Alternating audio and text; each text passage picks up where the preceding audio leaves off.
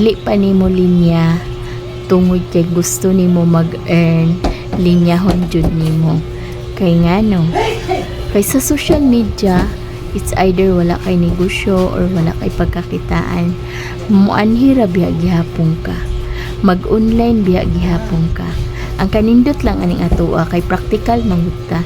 Murag wala gyud nato giwes atong time ba nga kung pwede man di pagkakitaan, nganon dili man ta mag-video, nganon dili man ta mag-share og unsa imong thoughts, kung unsa ang imuha nga pwede matabang sa ilaha. So di ba libre naman na nya wala man gunay giingon dira nga ayaw, kung dili ikaw man mismo mosulay. Kay kini bitaw atong doubt, maubya ni makaingon nga nung dili ta mosulay.